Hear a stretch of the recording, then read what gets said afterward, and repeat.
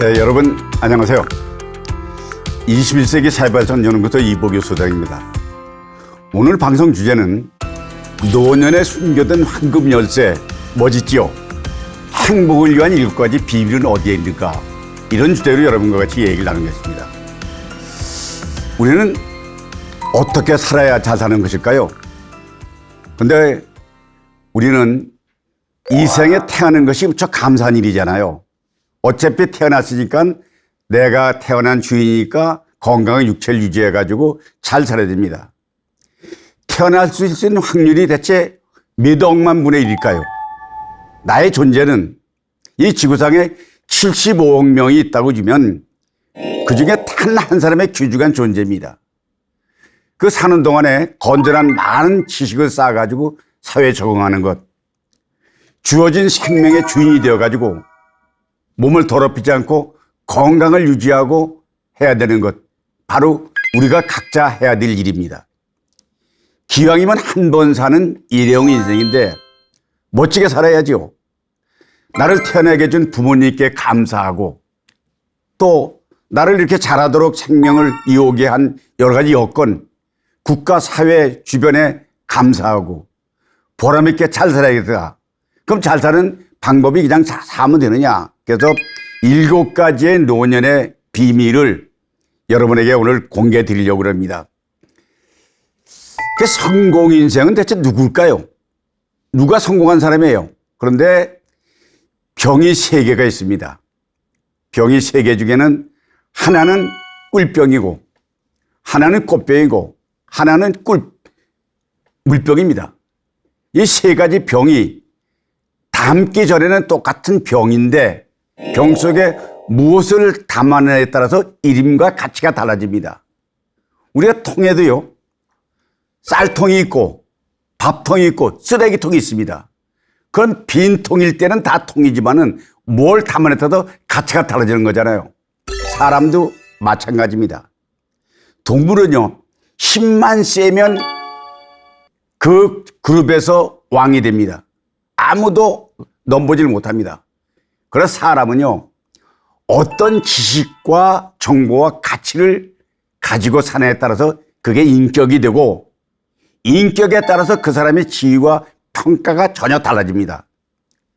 사람이 태어나서 나이가 들면 노년이 되지만은 생의 마지막 단계 처신에 따라서는 그 노인이 늙어지게 되기도 하고 꼰대가 되기도 하고 어르신이 되기도 합니다. 이것은 각자가 어떻게 살아가느냐에 따라서 결정된다고 말씀을 드릴 수 있습니다. 그렇다면은 우리가 그런 노래 있죠.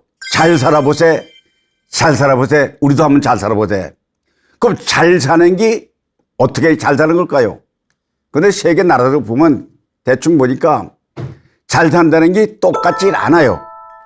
어느 사람은 영국에서는 정원이 넓은 데 살면 그 사람 잘 산다 그러답니다. 케냐라는 아프리카의 나라에는 친구가 많을수록 잘 산다 그런답니다. 우리가 잘 아는 프랑스는 선진국이잖아요. 거기는 사회봉사를 많이 하며 사는 것을 잘 산다고 말합니다. 그러면 우리나라는 대체 어떤 것이 잘 사는가요? 우리는 일단 일반적으로 생각하기에는 돈이 많은 부자에 잘 산다 그럽니다. 두 번째는요, 잘 산다는 게 뭐냐면 출세하고 성공해야 됩니다. 근데 이 2가지면 잘 사는 거냐? 아닙니다. 잘 사는 것은 사는 동안에 행복해야 된다고 말합니다. 그러면 행복이 뭐냐, 이게 행복이. 우리가 남녀가 열애하거나 소개팅을 하거나 만나면 이제 결혼을 하려고 그러잖아요. 그러면 결혼하기 전에 여성 쪽에서는 남성 쪽에 확인을 합니다. 나랑 결혼하면 나한테 어떻게 해줄 겁니까? 그럼 남자들은 그때 이제 막 소위 말하면 요새 말로 뻥을 치잖아요. 내가 결혼하면 당신 평생 동안 손에 물 한 번 치게 해주겠다. 일주일에 한 번씩은 외식시켜 주겠다. 1년에 한 번씩은 외국 여행을 보내주겠다. 그리고 꽃길을 가게 하겠다. 너를 아주 여왕처럼 모시겠다. 이러고 약속을 하잖아요. 근데 그 행복이라는 것이 우리가 생각할 때 행복이 손에 물 안 묻히는 행복이 아니거든요. 그래서 여자가 이제 백마탄 왕자인 줄 알고 그 남자와 결혼했대요. 결혼하고 집에 가보니까 고무장갑이 수북에 쌓여있더래. 그래서 왜 고무장갑이 많으냐 했더니 당신 설거지할 때 손에 물 묻히지 말라고 고무장갑을 미리 사놨다. 이건 우스갯소리인데요. 우리는 이렇게 말합니다. 대개 눈에 콩깍지가 꼈다. 콩깍지가 벗겨지면 이랍니다. 근데 콩깍지가 뭐냐? 콩깍지는 상대방이 잘 보이려고 자기의 좋은 점만 보이고 나쁜 점은 가려놨다가 결혼 생활을 하게 되면 그게 눈에 띄잖아요. 그 원래 콩깍지가 벗겨지니 그 사람의 모습이거든요. 그런데 우리가 행복하다고 하는 것은 대체 뭐냐? 알아야 될 거 아닙니까? 행복 무엇인가를. 제가 독일의 칸트라는 철학자가 있습니다. 이 칸트는 18세기인데 키가 1m 60이고 아주 볼품없게 생겼습니다. 결혼도 안 했습니다. 그런데 이분이 행복론에는 아주 권위자고 연구를 많이 한 분이잖아요. 독일 대표적인 철학가잖아요. 그런데 이분이 행복을 집중해서 세 가지로 말하니까 이분이 이렇게 말했습니다. 행복할 조건은 할 일이 있으면 행복하다. 두 번째, 행복은 가족이 있고 사랑할 대상자가 있고 사랑하면 행복하다. 그 다음에 세 번째는 그 사람의 미래에 희망을 갖고 있으면 행복하다. 이렇게 칸트는 말했다고 하는데 칸트는 본인도 결혼하지 않았는데 이 가정의 소중함을 아는 것 같습니다. 그런데 우리 한국 사람이나 동양 사람들은요, 우리는 5가지를 해서 오복이랍니다. 오복. 어느 사람은 오복이라면 뭐 이빨이 오복이다 그러는데 그거 이빨은 오복은 아니고요. 그건 이빨이 중요하다는 얘기고 우리 동양의 오복은 5가지가 장수, 수, 두 번째 강령, 건강해야 되고 세 번째가 부, 돈이 있어야 되고 네 번째가 유호덕, 삶이 덕스러워야 되고 마지막에 고정명, 끝에 마지막 죽는 순간까지 깨끗하게 아름답게 죽어야 행복하다는 겁니다. 그런데 우리가 철학자를 얘기할 때는 소크라테스를 얘기하잖아요. 얼마 전에 어느 가수가 태수형 나는 세상이 왜 이래. 그 소크라테스는 많은 제자를 양성했습니다. 피타고라스, 아리스토텔레스, 플라톤. 그 제자 가운데 플라톤이 이제 행복에 대해서 많이 연구를 했는데요. 그분들 다 BC 400여 년 전이죠. 2500년 전입니다. 그분이 5가지 행복 기준을 얘기했습니다. 플라톤이 왜 5가지 기준은 먹고 사는데 조금 부족한 재산, 그 다음에 약간 남이 볼 때 부족한 용모, 그 다음에 자신이 자만하는 것에 대해서 절반밖에 아르지 않은 명예, 싸워서 두 사람에겐 지고 한 사람이 이기는 그런 체력, 연설을 할 때 절반은 손뼉을 치지 않는 말솜씨. 근데 이걸 들다 보니까요, 이게 무슨 얘기 봤더니 모든 사람이 다 이 기준에 맞습니다. 그럼 나머지는 뭐냐? 행복한 것은 우리가 구상시인의 시를 보면 네가 앉은 그 자리가 꽃자리다 이랍니다. 지금 여기에 지금 있는 모든 사람이 행복의 요건을 갖춰 있다는 거기 때문에 행복을 한마디로 이해할 수는 없지만은 다만 행복도 질량의 법칙이 적용한다는 저는 이렇게 봅니다. 왜냐하면 모든 사람이 다 갖출 수 없습니다. 건강하고 돈이 있고 자식 잘 되고 이런 거 없습니다. 어느 사람은 건강합니다. 그런데 돈이 없습니다. 어느 사람은 돈은 억수로 많습니다. 근데 몸이 약합니다. 어느 사람은 결혼한 아내가 일찍 죽었습니다. 어느 사람은 자녀 중에 한 사람이 전화가 있어가지고. 그러니까 이 사람들마다 다 보면 나만 불쌍하다, 나만 행복하지 않다 하지만 다 똑같은 행복의 요건은 가지고 있다. 그리고 나만 그런 게 아니라 다른 사람도 그렇다는 걸 인식하면 행복에 대한 생각이 훨씬 수월해진다고 말씀드릴 수 있습니다. 그렇다면 우리의 소박한 꿈은요, 다른 거 없습니다. 물론 저절로 이루어지지 않아요. 근데 소박한 꿈을 제가 3가지를 말씀드리면, 첫째는 건강하게 오래 사는 게 꿈입니다. 그러기 위해서는 잘 먹고 운동하고 해야 되죠. 노력이 필요한 거죠. 두 번째는 이왕이면 인생을 살면서 성공해야죠. 성공은 뭐냐?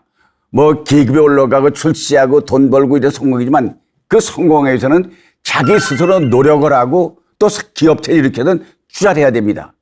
세 번째는 뭐냐? 세 번째는 기왕이면 경제적 여유가 있으면 좋겠다는 거죠.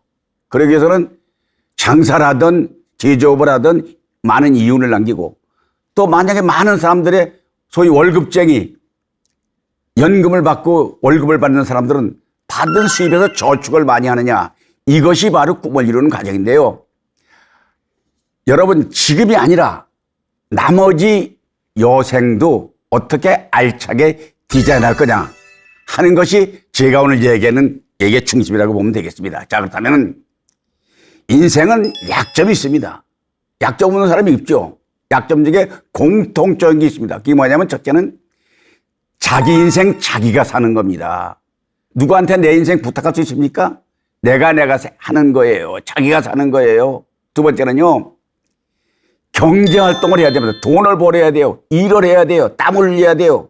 근데 경제활동하지 않고 살 수 있는 사람이 몇 사람입니까? 물론 부모에게 많은 유산을 받았다 이러면 일하는 거 먹고 살 수 있는지 모르지만 대다수 사람은요, 경제활동을 해야 됩니다. 땀 흘리고 일해야 됩니다. 이것이 인생의 약점입니다. 돈 때문에 울고 돈 때문에 웃고 하는 것이 돈 하잖아요. 그런데 이게 이제 인생의 약점이고요. 세 번째는 뭐냐면 살다 보니 돌아보면 시행착오를 많이 합니다. 왜냐? 우린 경험이 없는 인생을 살고 있습니다. 모든 운동 경기는 연습 경기가 있습니다. 그런데 인생은 연습 경기가 없이 바로 본 게임입니다. 연습하지 않고 결혼한 세계 결혼, 영국의 황태자, 찰스 황태자와 다이애나비가 결혼했습니다. 세계 결혼이죠. 근데 살아보니까 서로 맞지 않는 겁니다. 그래서 비극적으로 다이애나비는 세상을 떠나고 황태자는 다른 여자 첫사랑 애인을 같이 살다가 이번에 왕으로 시킬 때 그게 많이 문제가 됐죠. 왜냐? 살아보지 않았기 때문에 그렇습니다. 우리 요새 젊은 애들 그런 얘기를 하고 있어요. 난 웃긴다 그래요. 살아보고 결혼하려고요. 아니, 이게 근데 뭐 일리는 있는 말이지만은 왜 그러냐면은 우린 지내간 일을 이렇게 돌아보면 그때 그럴 걸. 그때 그 땅을 살 걸, 그때 땅을 팔 걸, 그때 엄마 말을 들을 걸, 그때 그 학교를 갈 걸, 그때 이사 갈 걸, 하지 말 걸, 껄껄껄 한단 말이에요. 근데 아무리 좋은 과거 자원계라도 돌아봤을 때 그걸 이 시점에서 제가 그걸 고치지 못합니다. 과거는 못 고칩니다. 그러니까 우리 살아갈 때 무조건 과거는 고칠 수 없다. 그 오늘은 어떻게 살아야 되느냐? 오늘은 만족하는 겁니다. 오늘 만족해야 돼요. 음식이 저녁에 식당 가서 먹었더니 음식이 짜더라. 그래서 이 정도면 먹을만하다. 오늘 만난 친구가 나한테 약을 올려. 그래도 칼 들고 자니까 다행이다. 뭐 이러는 거. 이렇게 만족하는 거. 그래서 미래 꿈을 가져야 되는데 지내간 거는 어제는 무조건 다 감사하고 오늘은 무조건 만족하고 희망을 미래에 갖는다. 희망 미래에 갖는 건 뭐냐? 다른 거 없습니다. 내가 천세방을 산다고 하면 나는 내 집을 갖겠다는 희망을 갖는 것. 애들 학교 보냈더니 공부를 못해. 둘째는 잘할 거다. 둘째도 못해. 큰일 났네. 얘들이 중학교 가면 잘할 거야. 중학교 가니까 또 안 해. 고등학교 가면 잘할 거야. 대학 가면 잘할 거야. 직장 가면 잘할 거야. 희망을 갖는 것. 이것이 인생에서 약점을 극복하는데 가장 좋은 거. 지나간 건 감사하고 오늘 만족하고 내일의 희망을 갖는 삶. 이것이 지혜로운 삶이고 약점을 극복하는 기타처럼 생각을 합니다. 그 다음에 우리가 꿈을 꾸다 이랍니다. 꿈을 꾼다. 근데 꿈은요. 개인 소망이 있고 집단 소망이 있습니다. 근데 꿈은요, 뭐냐면 내가 원하는 게 뭐냐는 겁니다. 내가 뭘 원하느냐. 두 번째는 내가 대체 무엇을 이루고 싶으냐. 세 번째는 세종대왕은 이런 꿈을 꿨겠죠. 한글이 그리 없는 우리 민족에게 한문이 어려우니까 대다수가 문명이 많으니까 한글을 만들겠다는 꿈을 세종대왕이 꿈을 꿔서 그 한글을 만들어서 오늘날 인터넷 세계 강국으로 가장 위대한 한글이 세계에서 우리 민족의 우리 한글이 가장 위대하고 말하는 것은 세종대왕의 꿈을 꿨기 때문에 그 꿈을 이뤘기 때문에 이루어진 것입니다. 그 다음에 뭐냐? 우리가 꿈 얘기를 하면요. 미국의 마틴 루터 킹 목사의 꿈을 얘기하셨습니다. 그분은 나에게 꿈이 있습니다. 그랬습니다. 뭔 꿈이냐? 흑인인데요. 흑백 문제가 될 때 흑인 인권 운동을 했습니다. 그래서 뭘 하겠냐? 단위 연설을 했어요. 나는 피부색으로 사람을 평가하지 않고 인격을 기울여 평가하는 나라에 살게 되는 꿈을 꿉니다. 이러고 연설하고 다녔습니다. 그 노벨 평화상을 받았죠. 근데 어느 백인 집단에서 루터킹 목사를 암살했습니다. 그때가 39살입니다. 그 흑인의 인권 운동은 꿈이 사라지는 것이 뭐였습니다. 근데 꿈은 이루어진다는 게 어디서 이루어지느냐? 버락 오바마 대통령이 흑인이 미국의 대통령이 된 겁니다. 그리고 그분이 연설할 때 우리 선조들이 꿈꾸던 게 오늘 이루어졌습니다. 명령서를 했잖아요. 그게 꿈은 이루어진다. 그러니까 꿈을 꾸자는 겁니다. 그 다음에 뭐냐? 대체 되고 싶은 게 뭐냐? 우리 한국에도요, 옛날에 양반 상놈이 있었습니다. 이 상놈은요, 인간 취급을 받지 못했습니다. 특히 요즘 보면은 인기 많은 탤런트, 배우, 그건 광대라 해서 천인이었습니다. 또 뱃사공, 천인이었습니다. 고기 잡아 파는 소위 말하면 정육점, 백정이라 그래가지고 고기 잡는, 소 잡는다 하고, 가파치, 가죽 다룬다든가, 이게 사람 취급 못 받았습니다. 양반 쌍놈이 대단했습니다. 양반 앞에 쌍놈은 맥을 못 쳤습니다. 근데 그게 우리가 양반 쌍놈이 사라졌잖아요. 직업도 있습니다. 산업공상입니다. 선비가 제일 우선이고 농사꾼이고 그다음에 공업, 상업, 그 사람들은 계급이 돼 있었습니다. 근데 요새는 그게 사라졌습니다. 꿈을 이룬 거죠. 더군다나 우린 대물림하는 가난도 노력하면 부자가 됐고 나는 무식했습니다. 무식해도 자식을 가르쳐서 자식이 대학 교수가 되고 박사가 되는 일을 이제 이렇게 되고 있습니다. 그러니까 우리는 지금 모든 꿈을 노력하면 이루게 되는 것, 되고 싶은 걸 꿈을 이룰 수 있다는 겁니다. 그러니까 꿈을 이루는 과정이 인생에서 그게 바로 인생이다 이렇게 말해도 과언이 아닙니다. 그렇다면은 자, 저는 오늘 여러분에게 스스로 선택할 수 있는 것에 집중하자는 겁니다. 행복도 선택하자는 겁니다. 어떻게 해야? 제가 첫 번째 해야 되는 것은 모든 것에 대해서 항상 감사하자는 겁니다. 제가 아버지가 시골에 계셨는데요. 아버지가 시골에서 이장을 28년 하셨습니다. 그런데 가난했어요. 나는 중학교를 가지 못하고 결국 중학교는 수업료 모자라면 큰아버지가 교장 선생님이었는데 보태지면 좀 다니고 또 고등학교를 못 갔습니다. 그래서 농사를 지었습니다. 농사 짓다가 청주 나가가지고 야간 고등학교 신배들 하면서 고등학교를 다녔습니다. 그리고 군대 가서 이제 공무원 시험을 봐가지고 공무원이 되었는데 장가 갈 때 전세값이 없습니다. 전세방을 아버지한테 전화했더니 아버지가 난 돈 없다는 거예요.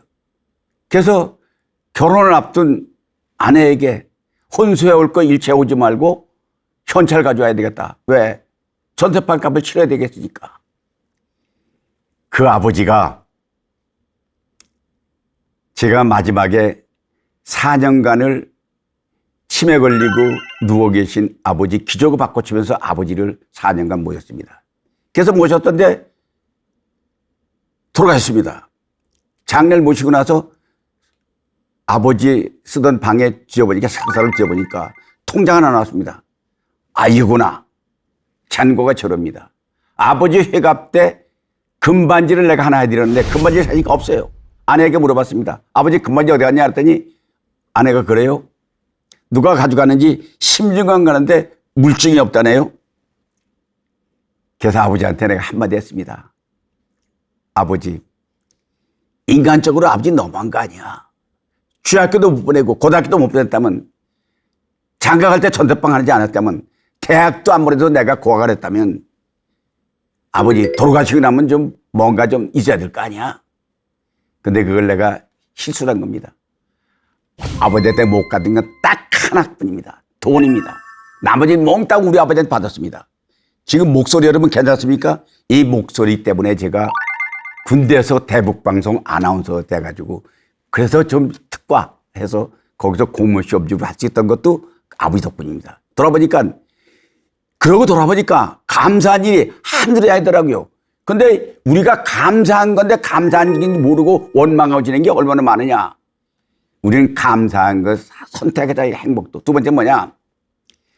사실 저는 탤런트 영화배우 이런 사람 좋아합니다. 특히 제가 치부람 선생을 굉장히 좋아합니다. 그분은 그 옛날에 젊은데도 수사반장이라는 영화를 연극을 해서 드라마를 했습니다. 아, 형사 같아요. 난 진짜 형사인 줄 알았어요. 전원일기라는 프로에는 마을 회장을 하시는데 그 모습이 우리 아버지 생전 모습과 비슷했어요. 너무 똑같았어요. 지난번에 아니 세상에 오공화국이라는 연속극에 정주영 씨가 맡았던 정주보다 더 정주영 때 그렇게 잘할 수 없어요. 근데 그때 나왔던 오공화국의 이승만은 이승만 같지 않더라고요. 왜? 이승만 역할을 제대로 못하더라고요. MBC에서 차라리 나를 붙였으면 지금 이승만 역할 내가 할 수 있을 것 같아요. 내가 시켰으면 이렇게 하려고 그래요. 나 이승만은 2천만 동포에게 말합니다. 탤런트는 자기 역할을 제대로 해야죠. 그런데 내가 이 얘기는 우스개 얘기지만은 아버지는 아버지 역할을 하셔야 돼요. 엄마는 엄마 역할을 잘해야 돼요. 아버지가 아버지답지 못하면 애들은 아버지가 다른 아버지길 바라요. 엄마가 엄마 역할을 못하면 남편이 남편 못하면 아내는 남편을 바꾸고 싶어 해요. 사장이 사장답지 못하면 직원들이 그 회사를 떠나요. 우리 자기 주어진 역할을 제대로 할 수 있는 거, 이게 자기가 선택할 일이거든요. 세 번째는 뭐냐면 도둑님이 도둑질하고 핸드폰을 낚아치고 막 도망가다가 호랑이를 따라락 불고 따라갑니다. 도둑 잡아라! 사라졌습니다. 길이 두 갈래가 있습니다. 오른쪽 길과 왼쪽 길. 도둑님은 어느 쪽 길로 갔을까요? 아마 경찰관들은 금방 알걸요. 도둑은 반드시 왼쪽 길을 갑니다. 왜요? 도둑님이 자기가 바른 길 다니면 도둑질 하겠어요?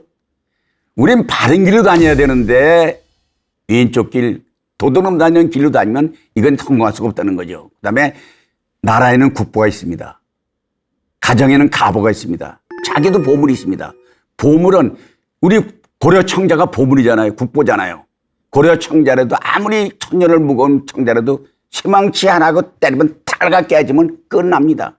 우리가 탑을 공든탑을 세우잖아요. 그 탑도 아무리 정성들이 쓴 탑이라도 발길로 차면 순간에 무너뜨리고 맙니다. 인간이 삶이 순간에 소중한 걸 무너뜨리는 일이 한둘이 아니잖아요. 그래서 삶에서 소중한 것은요, 제일 소중한 게 뭐냐? 나는 나보고 소중한 게 뭐냐면 가정을 얘기합니다. 가정. 우린 생에서 삶에서 목표 가치가 있고 수단 가치가 있습니다.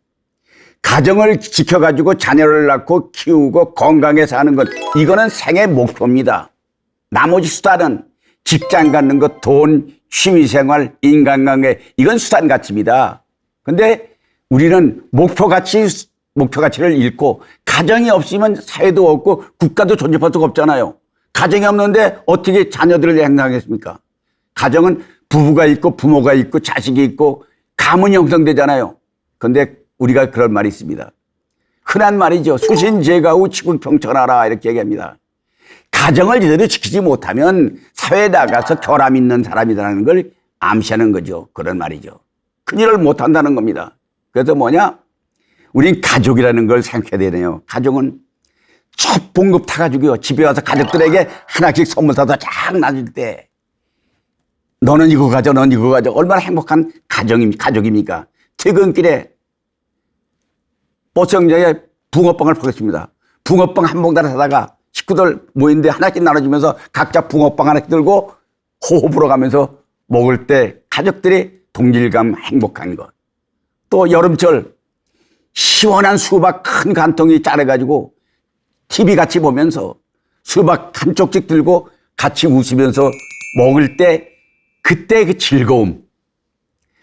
가족끼리 같이 여행을 가가지고 맛집 찾아가지고 외식하면서 함께 누리는 행복.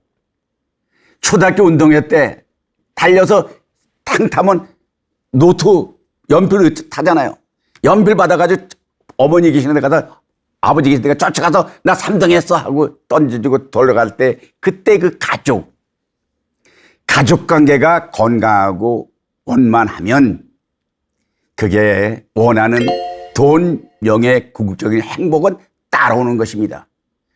가정에서 태어나고 죽는 것도 가족품에 죽습니다.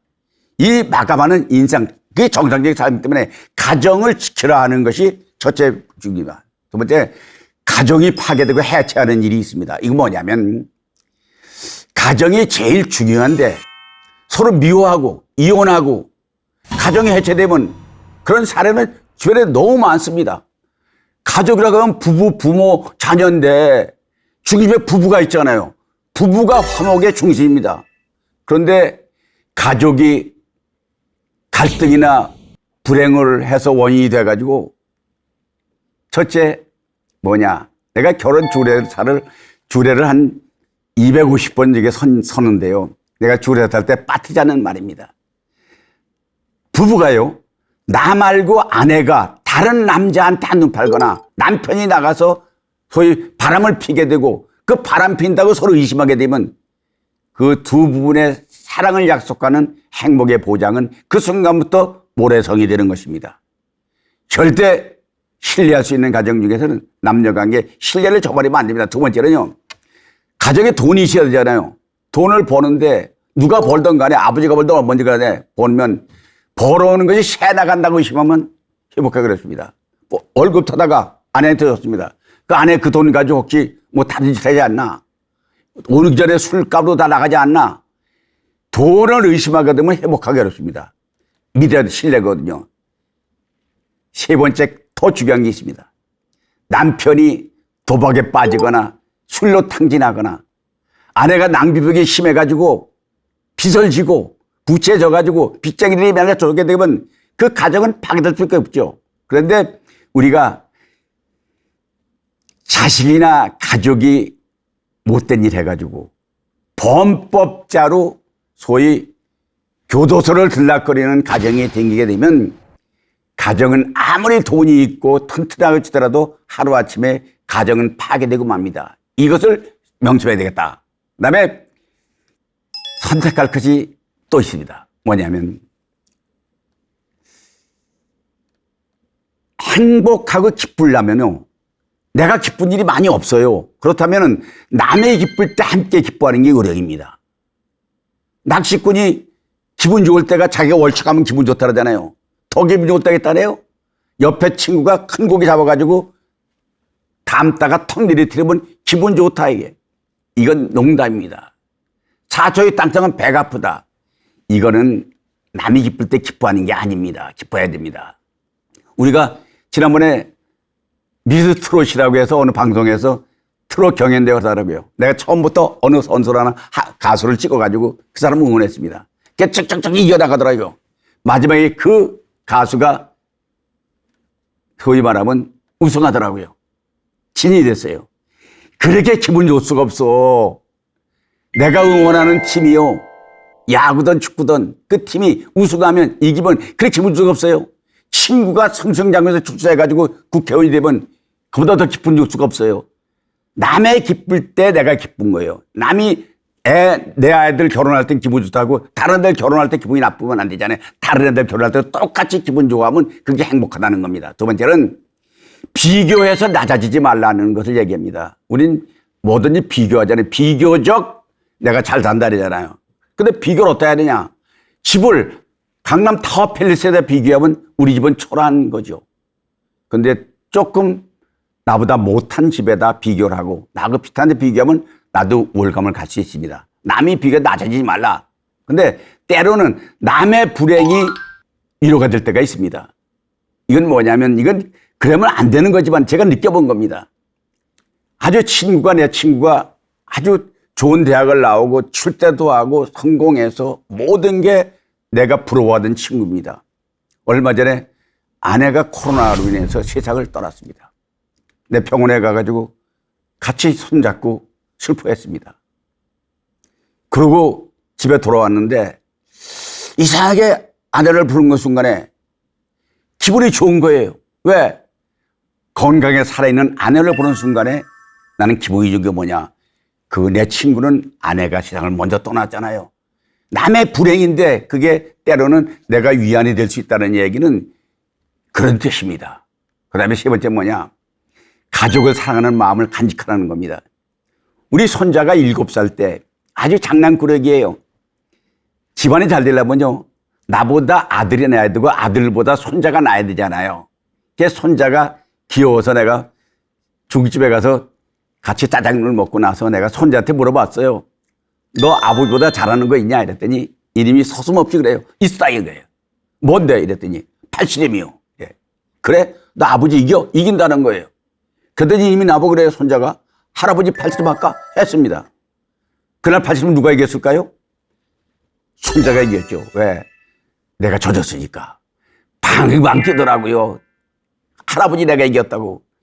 가족은요, 사랑한다고 하면 내가 져주고 상대가 기쁜 일을 위해서 노력해주는 거예요. 가족은요, 상대가 원하는 일 해주면 되고요. 원하는 말 해주면 됩니다. 이게 지혜입니다. 이걸 언제 알았느냐? 내가 퇴직하고 나서 이런 거 알았지. 젊어서는 이런 거 몰랐어요. 그래서 우리가 요즘 말하는 게 소확행이니 워라벨이니 따뜻한 말, 행복으로 가는 길은 여러 가지가 있다. 근데 소확행 얘기 하나 할까요? 소소한 일에서 행복을 찾자는 겁니다. 여러분은 어느 때 느끼시나요? 돈 출세에 행복한가요? 아닙니다. 아침에 밝은 태양을 맞으면서 새로운 하루가 시작할 때, 배부르게 맛있는 음식을 먹고 건강한 몸에 컨디션이 좋을 때, 그래서 그냥 스스로 콧노래가 나옵니다. 저절로 나옵니다. 여러분, 이게 행복이죠. 가족이 있고 서로 연락이 되고 서로 염려하고, 우리가 아버지 어머니는 새벽부터 아들 잘 되길 바라서 기도하고, 아들은 밤잠 못하면서 아버지 어머니 몸 아플까 봐 걱정하는 이런 거. 사실 우리가 산책하다가 풀꽃 하나 보면서 나태도 시처럼 자세히 보아야 예쁘다, 너도 그렇다. 사실 가족끼리 자세히 보면 예쁜 점 많이 있잖아요. 식사 마치고 TV에 연속극 보면서 서로 웃고 공감할 때, 막내 아들이 취직했다고 월급 땄다고 선물 더 돌릴 때, 손자가 장학금 탔다고 아들이 승진했다고 축하받을 때, 옛날 앨범 뒷자보다 말고 그 추억에 젖을 때, 그 순간이 행복, 바로 출세 말보다 더 유명한 것이다. 그 다음에 이제 요즘은 워라밸이라는 얘기를 많이 씁니다. 소위 work and life balance입니다. 일과 생활을 바란스를 맞추자는 겁니다. 일과 삶의 균형, 이건 워라밸인데 1970년도에 영국에서 여성 노동운동을 위해서 처음 등장을 했습니다. 일 중독에서 여성을 해방시키자는 뜻으로 시작한 겁니다. 미국에서도 1986년도 이 용어를 사용했습니다. 우리나라는 2017년도 고용노동부에서요, 일, 가정, 양립을 위한 업무 생산성 향상을 위한 근무 확신 10대 제안을 했습니다. 이게 뭐냐? 정시 퇴근하고 국가 정책의 긍정 목표는 국민의 삶의 질을 조정하겠다는 겁니다.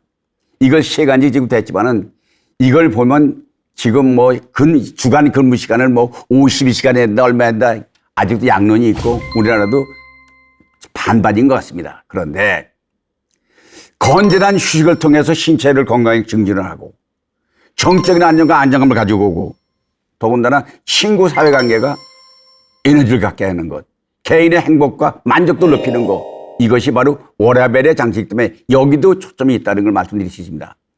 그럼 바람직한 노년은 어떻게 되는 거냐? 어르신이 이루면 좋겠다. 노인은 원하지 않아도 누구나 어른이 됩니다. 장수가 건강의 행복의 비결이잖아요. 근데 제가 어제 조찬 포럼에 갔더니 그 의사가 강의를 하더라고요. 근데 그 양반이 여러분 오래 살고 싶습니까? 그러니까 저분들 뭐 그렇다 그러더라고요. 그러니까 그 의사가 그러더라고요. 그러기 위해서는 많이 먹으세요. 그래. 아니, 이런 여자래. 의사는 소식을 하라 그러는데 왜 의사가 많이 먹으래? 썰렁했습니다. 내도 알아보니까 많이 먹어야 되는 게 뭐냐? 장수하려면 나이를 많이 먹으라는 거야. 그래서 막 한바탕 웃었습니다. 근데 그때부터 내가 알기에 누가 오래 살까를 저는 보면 압니다. 누가 오래 사냐? 어린애들이 오래 살겠죠. 이건 농담입니다. 그런데 우리가 노인이라고 할 때는 호칭이 늙은이, 노친네, 뭐 할배, 꼰대, 뭐 고령자, 시니어, 골든 에이지, 실버 세대, 은빛 세대, 이름이 많습니다. 근데 노인에게 어떤 호칭보다도 좋은 거는 다른 거 없습니다. 어르신 되자고 해야 돼. 어르신 나와야 됩니다. 그러기 위해서는 해결은 제일 중요한 퀴즈입니다. 어르신 소리를 들으면 헐뜯고 잔소리하는 거, 이건 어르신의 모습이 아닙니다. 이기려고 들지 말고 칭찬하고 부도덕은 호령해야 됩니다. 그러나 잘못하면 호령해야죠. 그런데 인색하지 말고 자기 돈을 끝까지 지키고 신문 잡지책을 봐가지고 자기 상식을 늘리고, 그래서 건강을 위해서 노력하는데 나머지는 노역 버리고 다 내려놓고 모두 용서하고 사는 것, 이게 어르신에 가는 길입니다. 그 다음에 자, 우리가 명심할 일이 있습니다. 나이가 들면요, 넘어지는 거 조심해야 됩니다. 그리고 항상 119를 머릿속에 뒀다가 급할 때 119를 눌러야 됩니다. 골절사고 나면 큰 사고입니다. 그리고 요즘 코로나 좀 잠잠해졌지만은 코로나, 독감, 폐병, 폐렴 이런 거 조심해야 됩니다. 그 다음에 가까운 음식점 하나 더 가지고요, 친구 만나더라도 10,000원 가지고 드세담에 가서 먹을 수 식당 해야지. 요새 칼국수 하나가 15,000원 하는 세상이 아닙니까? 설렁탕도 10,000원이 넘어요. 그러니까 친구 만나면 값싼 음식 하나 더 되고 부담 않고 격 없는 친구 있잖아요. 10,000원만 가지면 등산 가서 하루 종일 놀다가 내려와서 설렁탕 한 그릇 먹고 버스 타고 집에 와도 편한 친구. 밤 2시에 전화 걸어도 확 짜증내지 않고 왜 무슨 일이 있냐? 이렇게 응답지를 친구. 이런 친구가 있으면 그건 행복의 길이다. 말씀을 드릴 수 있습니다. 그러면 어른이 되려면 스스로 해야 될 일이 있습니다. 뭐냐면 첫째는 마음의 짐과 권위를 버려야 됩니다. 마음의 짐을 주고 있으면 안 됩니다. 버려야 돼요. 두 번째는 용서하고 잊어버려야 됩니다. 괜히 꽁 해가지고 뒷극 떠가지고 하지 말고 그냥 툭툭 털어버리는 겁니다. 초등학교 때 나한테 욕했던 친구, 중학교 때 나를 좀 키스만 내가 맞았다고, 그거 이제 용서해야 됩니다. 그 다음에 자식으로부터 독립해야 됩니다. 아무리 자식이 돈이 많아도 그건 내 돈 아닙니다. 자식은 울딸이기 때문에 독립하는 생각을 갖고, 그 다음에 이제 나이 들면은 죽은 다음에 나의 장례는 어떻게 치를 것이냐, 사회로 들어갈 것이냐, 이런 것도 한번 생각하는데, 물론 미풍양속을 제가 지키되 세상이 변한 걸 알기 때문에 이렇게 하라는 겁니다. 두 번째, 하지 말아야 될 게 있습니다. 뭐냐면 말을 함부로 하면 안 됩니다. 에이, 늙은이 죽어야지 뭐. 내가 뭐 넘어 살았지. 늙은이가 뭐 하냐. 이런 거 말 함부로 하지 마십시오. 그 다음에 내 생각을 고쳐세요. 내 생각이 옳지 않습니다. 그냥 내 주장만 내세우지 마세요. 그 다음에 마음을 비우고 나눠주고 베풀어라는 겁니다. 나이 들면요, 주머니도 열고 마음도 열어야 돼요. 베풀어야 된다. 그 다음에 남의 허물을 덮어주고 흉보지 말라. 절대 시아버지 시어머니 되거든 며느리 흉보지 말고 가족들 애들 흉보지 마세요. 이웃 친구 흉보지 마세요. 덕담만 나누세요. 이것이 겁니다. 그 다음에 이제 더 줘야 할 게 뭐냐면, 소위 이제 생활 환경을 다운사이징 할 필요가 있습니다. 서울에 소위 노란 강남, 서초, 송파 값비싼 아파트 삽니다. 근데 이제 나이 들면요, 그거 먼지 나고 공기 나쁜데 푹석거리지 말고 조금 변들이 나가더라도 환경 정도로 조경을 바꿔보는 것, 이것도 하나의 요령이라고 말씀드릴 수 있습니다. 그 다음에 수입이 아무래도 줄잖아요. 자가용 태도고 댕기다고 운전수 있던 사람 운전수 내보내고 나면 내가 운전하기 위험하잖아요. 그러면 버스, 지하철 이용하면요, 나이가 들면 65세 이상은 버스, 지하철 공짜잖아요. 버스도 경기도 제가 성남 같은 데는 70 먹으면 버스비를 시에서 지원해 주더라고요. 지출 절약하는 거예요. 그 다음에 생활용품을 줄여야 되는데요, 집에 지금 가득 차 있는 창고처럼 안 쓰는 방에 있는 물건을 다 쓰길 겁니까? 가질 때 가져갈 겁니까? 박물관 할 때 있습니까? 그거 정리해야 돼요. 내가 미술원주관에서 100만 원 주고 산 그림도 내가 다른 사람 주었습니다. 내가 도서책 아주 자료 좋은 거 많았습니다. 그거 페이스북에다가 이거 누가 가져가라 그랬더니 작은 도서관에 있는 친구가 와서 가져갔습니다. 세계 대백과사전, 그 한 달에 월부책으로 3,000원씩 주고 옛날에 9,000원 월급 받으면서 15권 작은 도서관에 가져왔습니다.